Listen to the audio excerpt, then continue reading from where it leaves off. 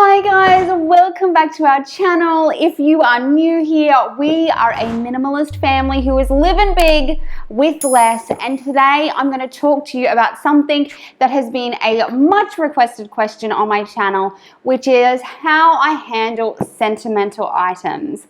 To be honest, I actually put this video off for a long time thinking that, what would it prove to show you what I keep, because your needs are going to be so different to mine. But I thought, you know what? I'm going to show you exactly what I keep, what I decide not to keep, and how I make that decision. And so hopefully that will be helpful to you. Maybe you're just curious how we make it work. So if you want to see exactly what sentimental items I keep, stick around.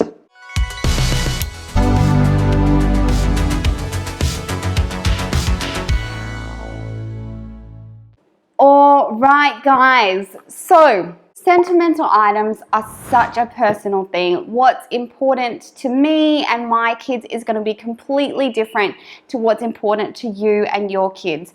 But what will be the same is some of the questions and some of the processes I go through to decide what I'm going to keep and why.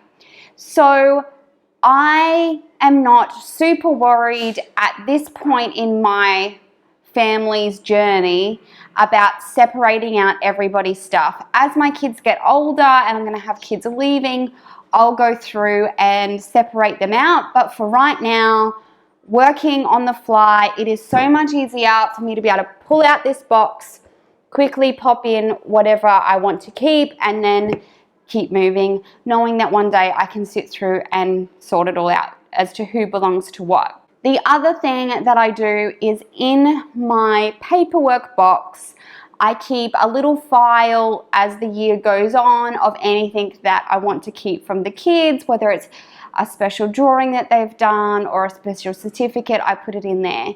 And then I go through it at the end of the year and sort of cull it down again, because, keeping the super reader certificate might be important for a couple of weeks, it's a big deal, they've worked really hard, but after that, you're probably ready to let it go. So that's how I manage sort of the day-to-day things. That's how I get them to where they belong. This is just my organizing style. I am very much a macro organizer. Chuck it in, I'll deal with it later, as long as it's with the correct stuff. So let's get into it.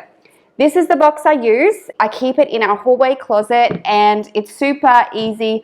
I'm probably filling this, like I'm up to probably as much as I can put in. And so I'll probably have to upgrade it at some point to a bigger box, but for right now, it's great. So the types of things I have in here are quite varied. Our middle girl, her name is Winnie, and she's not named after Winnie the Pooh, but I love Winnie the Pooh. She's very sweet. She identifies with Winnie the Pooh, and it's very rare to get anything Winnie the Pooh with Winnie actually on it. So this is something that I would hang on to because, one, she might be a mum one day, and this is something, that she might want to keep for her kids. And so this is the sort of thing that I would hold on to because it's something I can't just go and buy, and it's sort of special to her. I also have this little plastic vessel that I keep like the girls' clothes that they came home in. This was a special dress given by my sister-in-law who has 3 boys. And so I actually have held on to this purely in case she ends up having a girl next, that she had bought this in case she ever had a girl, so I've just been holding on to it. But it's a special family thing. Again, this was a gift from a very dear friend. It was the first gift I ever got when I was pregnant, so I kept it. I also keep it because they might have a baby and I thought it would be cute to have. Again, Winnie, I had this dress made from some Winnie the Pooh fabric for her first birthday, and I just love it. And I thought, when I'm deciding what I'm going to keep, one of the things I do is ask myself, is it ever going to have another purpose? And of course, there are some sentimental items that are never going to have another purpose other than making you smile and helping you remember. But these things, I think to myself, or maybe if they have a baby, they might like to have these things. So I keep these sorts of things, or like I said, things that have come from other family members that they might want back, I hold on to those too. This was a little singlet top that was made at my baby shower. And again, this is so tiny. This is how tiny Siri was when she was born. This was the first outfit she came home in because she was so tiny. This is a little bonnet that my aunt crocheted, I think, for my girls. Both of them wore it. Again, just like a family thing that if any of the girls might like to keep these things for when they have babies or, you know, whatever, that they're things that I would consider hanging on to. The only other things are obviously our surname is McDonald, and so these are some things in the McDonald tartan, and we really enjoy Scottish things, and I thought if we ever go to like a Scottish festival, it would be cool for either me or the girls to wear something in the McDonald tartan, or if the girls are getting married and they want to incorporate any of that McDonald tartan into their weddings, that we would have that there for them. So again, thinking about like, hey, am I going to have another reason to keep a hold of this, or am I just keeping it for the memories? Now in here there is a lot of just like yearbooks and school photos. I just keep them all in here because that's easier. On the topic of photos, I get this question a lot as well. School photos are the only thing I keep in here. We also keep the digital copy in the cloud. My best recommendation for you, the easiest if you're going to do nothing else and you're not too scared of the man having your photos, is use Google Photos. I am an Apple girl through and through. My daughter's name is Siri, for goodness sake, but the Google Photos, it has an app on both Apple and Android. All of your photos, as many as you want, there's no limit, can go up into the cloud.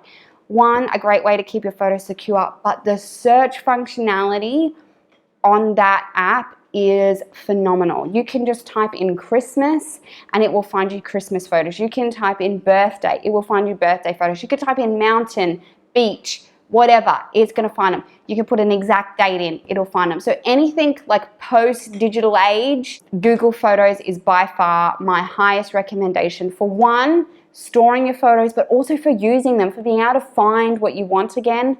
Phenomenal. The face recognition, everything it has, it's free, it's amazing. That is my top recommendation. If you've got a lot of photos, super easy, you don't have to do anything. But there has been so many times for like school projects for the kids and all that sort of thing where they've needed like a baby picture, or do you remember when we went to that farm, Mum, can I have that picture printed off for school? And so then I just type in farm or cow or whatever, and this app finds it, and then I just download it onto my phone and print it out. So highly, highly recommend that. So a lot of this is just school photos and school yearbooks. I hold on to those. Another suggestion I have is if you have a way to like collate memories into one item, so whether that be like a school photo book or a baby book.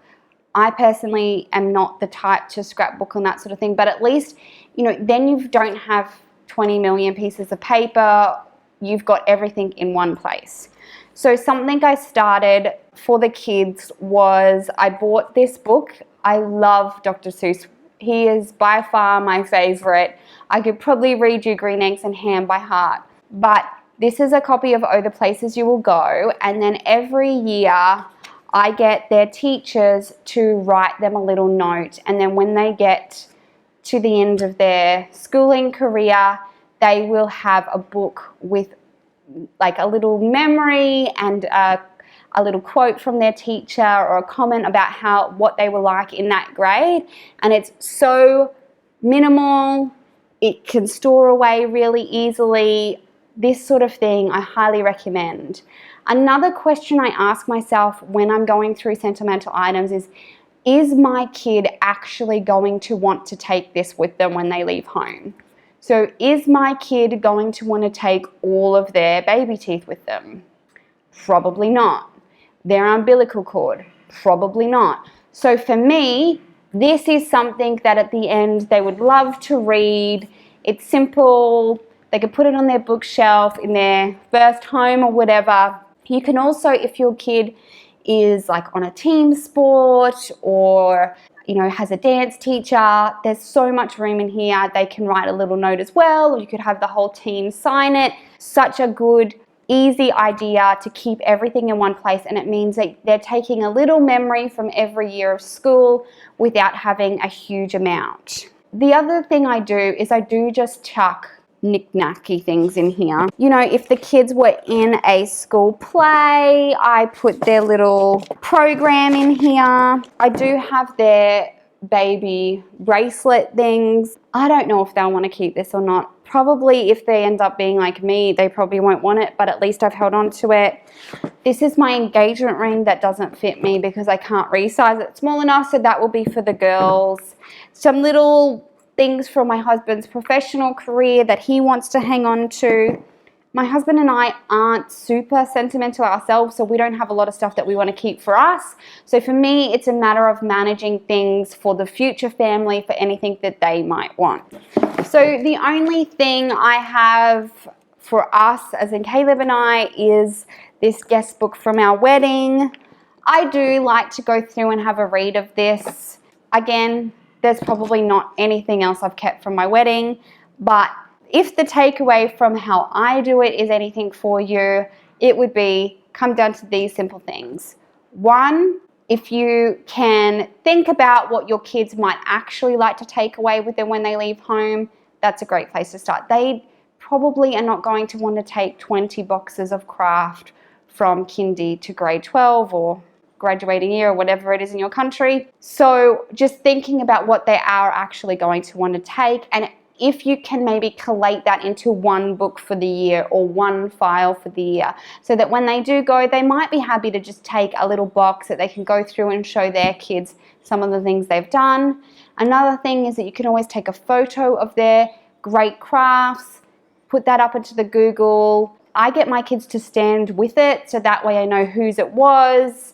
And then if they want to show their kids, they've got all those photos sitting there waiting. Another suggestion, we don't personally do this, but is to set up an email for your kids, and you can email them emails and letters and memories, and it's all there waiting. And when they get older, you can give it to them.